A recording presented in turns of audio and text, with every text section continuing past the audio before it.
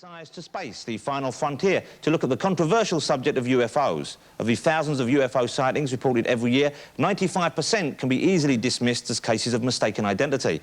However, that leaves many well-documented sightings which defy rational explanation. Even more remarkably, in recent years there have been an increasing number of people who claim to have been kidnapped by aliens. To help us unravel some of the mysteries of this fascinating subject, please welcome expert UFO investigator, Mr. Philip Mantle. Philip, you're something of an authority on the subject. What do you actually do? Well, my primary function, as you mentioned in the introduction, is a UFO investigator. People report their investigations and experiences directly to me. When was the first case of an abduction reported? The first abduction account came to light in 1961, when an American couple, Betty and Barney Hill, were driving through New Hampshire in the United States. They observed a strange light in the night sky. Several miles later on down the same road, the light approached the car, and it was now a rectangular-shaped object with windows.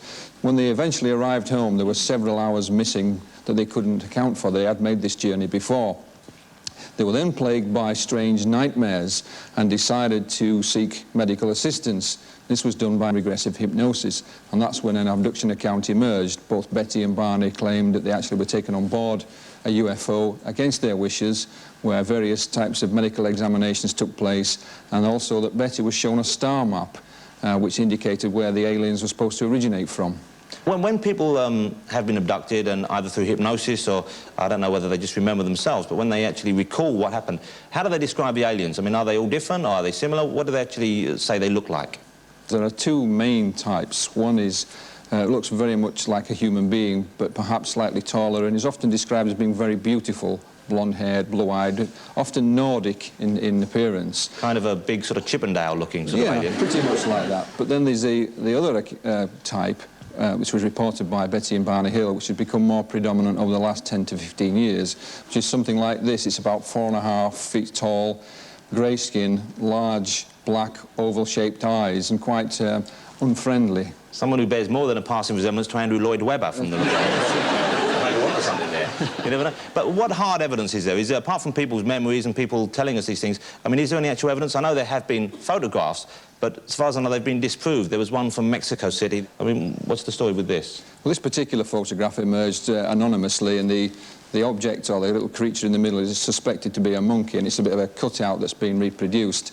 But there is another photographic case that is currently ongoing, and that emanates from my neck of the woods in West Yorkshire. It was actually taken on Ilkley Moor just several years ago now by a former police officer.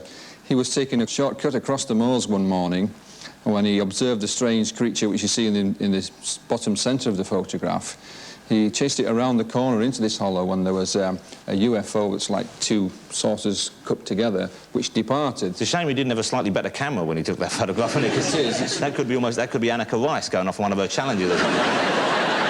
So one final question. I mean, is there a particular reason for this? Does it seem that people think they're planning an invasion, or they're just curious, or what's actually the purpose behind these abductions?